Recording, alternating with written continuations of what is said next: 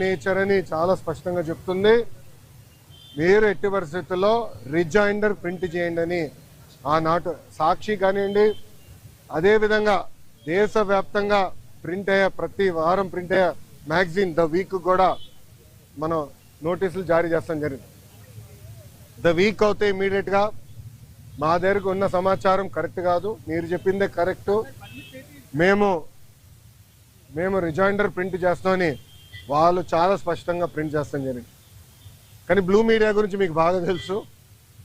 తప్పుడు వార్త పదే పదే రాసి అది నిజం చేయాలని ప్రయత్నిస్తుంది.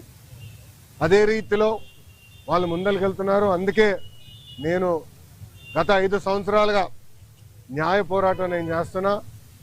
ఇది 4వ వాయిదా. ఎన్నిసార్లే నేను వస్తాను, ఎందుకంటే నిజం నా వైపు ఉంది. గతంలో కూడా మీకు చెప్పాను. ఈ రోజు కూడా మంత్రి హోదాలో నేను వచ్చినప్పుడు పార్టీ ఆఫీసులో బస్సులో పడుకొని సొంత భోజనం నేను తింటున్నా తప్ప ప్రభుత్వం దగ్గర నుంచి కనీసం ఒక్క వాటర్ బాటిల్ కూడా నేను తీసుకోవట్లేదు. నేను ఇక్కడికి వచ్చిన వాహనం కూడా నా సొంత వాహనం, దాంట్లో డీజిల్ కూడా పోసుకుని నా సొంత నిధులతో, ఎక్కడ ప్రభుత్వం పైన ఆధారపడకూడదని మా తల్లి భువనేశ్వరి గారు నాకు చిన్నప్పుడు నేర్పించారు. అదే రీతిలో ముందరకెళ్తున్నా. ఎట్టి పరిస్థితుల్లో ఈ కేసు నేను లాజికల్ ఎండ్కి తీసుకెళ్తాను. ఎన్నిసార్లు వాయిదాలు వేసినా నాకు ఇబ్బంది లేదు, ఎన్నిసార్లు రమ్మన్నా నాకు ఎలాంటి మొహమాటం లేదు. ఎందుకంటే నేను తప్పు చేయలేదు. నిజం గెలిచడానికి కొంచెం ఆలస్యమైనా నిజం గెలుస్తుందని బలంగా నమ్మే వ్యక్తిని. గతంలో కూడా నేను చూశాను, దానికి నేను కట్టుబడి ఉంటా. ఇప్పుడు మీడియా మిత్రులు కానీ ప్రశ్న ఉంటే సమాధానం చెప్పిన చూద్దాం. అవును సార్, అవును సార్.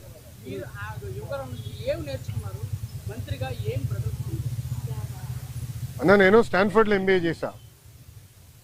నేను స్టాన్ఫర్డ్ ఎంబీఏకి అప్లై చేసినప్పుడు ఒక ప్రశ్న ఉంటుంది స్టాన్ఫర్డ్లో, వై స్టాన్ఫర్డ్ ఎంబీఏ అని.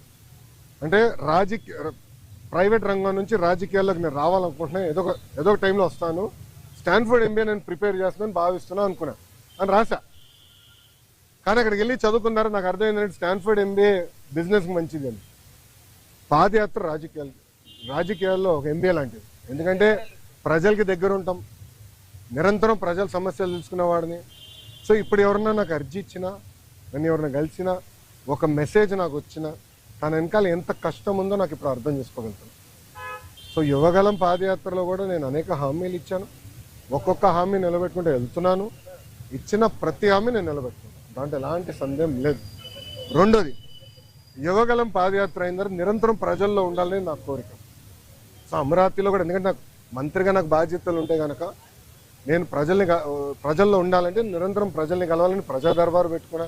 ఇక్కడ కూడా మీరు చూస్తే వైజాగ్ వచ్చి మీరే ఉన్నారు, కోర్టు కొంచెం లేట్ అవుతుందని పరిగెత్తుకుంటూ వచ్చే తప్ప మళ్ళీ ఇప్పుడు వెనక్కి అక్కడికి వెళ్తున్నా, పార్టీ హౌస్కి వెళ్తున్నా, ప్రజల దగ్గర అర్జీలు తీసుకుంటున్నా, వాళ్ళ సమస్యలు పరిష్కరించే మార్గం నేను ఎత్తుకుతాను. ఆల్రెడీ మేము రాసుకున్నాము, అది సంబంధించిన మంత్రులందరి దగ్గర పంపించాను. ఆర్థిక శాఖ మంత్రి కేశవ్ అన్న కూడా చర్చించాను. దానికోసం ప్రత్యేక నిధులు కూడా ఆయన కేటాయిస్తానని నాకు హామీ ఇచ్చారు. వచ్చే బడ్జెట్లో అది ఉంటుంది. తప్పనిసరిగా ఇచ్చిన ప్రతి హామీ మేము నిలబెట్టుకున్నాం. ఎస్టిమేట్స్ అని మార్చి వరకు వస్తుంది.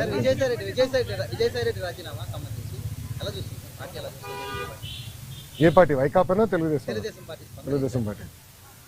ఇప్పుడు ఒకటన్నా, తల్లి చెల్లికే జగన్మోహన్ రెడ్డి గారిపై నమ్మకం లేదు, ఇంకా పార్టీలో ఉన్న నాయకులకు ఎలాంటి నమ్మకం ఉంటుంది? నేను ఎప్పటి నుంచో చెప్తున్నా, వైకాపా నాయకులు డబ్బుల కోసం పార్టీనే అమ్మేస్తాడు ఈయన అని. ఇప్పుడు అది నిజం అవుతుంది కదా. ఒక్కొక్కరు రాజీనామా చేసుకుంటూ వెళ్తున్నారు.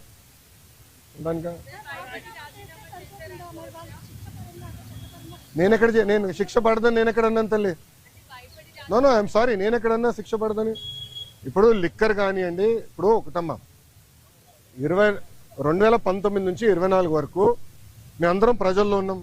పాదయాత్రలో కూడా నేను చెప్పా, ఎవరిని నేను వదిలిపెట్టాను, ఏ అధికారులు రాజకీయ నాయకులు చట్టాన్ని ఉల్లంఘించారు ఎవరిని వదిలిపెట్టాను. ఇప్పుడు దర్యాప్తు జరుగుతుంది, ఇన్వెస్టిగేషన్ జరుగుతుంది, త్వరలోనే అన్ని బయటకు వస్తే నేను భావిస్తున్నా. So let investigation get completed అమ్మా.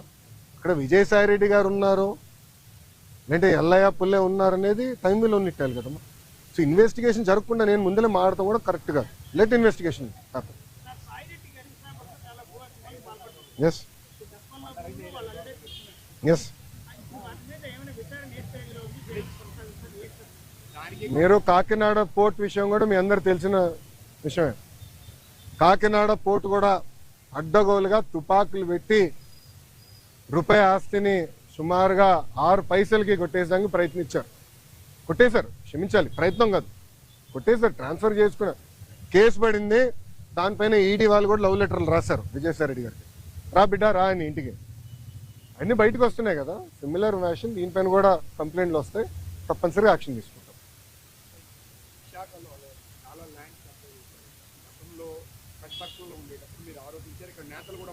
అవునండి. ఇప్పటికీ అంటే దాదాపు 6-7 నెలలు అయితే ఇన్వెస్టిగేషన్ నడుస్తున్నాను. ఎక్కడ కూడా గతంలో అధికారులు కూడా స్వయంగా చెప్పింది ఏంటంటే అంత లీగల్ గా ఉంది, ఎక్కడ తీసుకోవడానికి ఆస్కారం లేదని.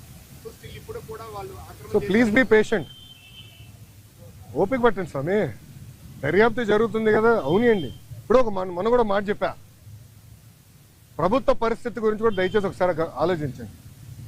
గత ప్రభుత్వం చేసిన అవినీతులు అన్నిటిపైన ఒకేసారి నేను దర్యాప్తు చేయాలంటే ఇంకా లా అండ్ ఆర్డర్కి పోలీసులు మిగలరమ్మా.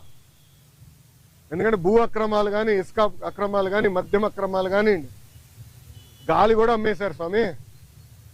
ఇంకా లా అండ్ ఆర్డర్కి పోలీసులు ఉండేదాకా ఉండదు.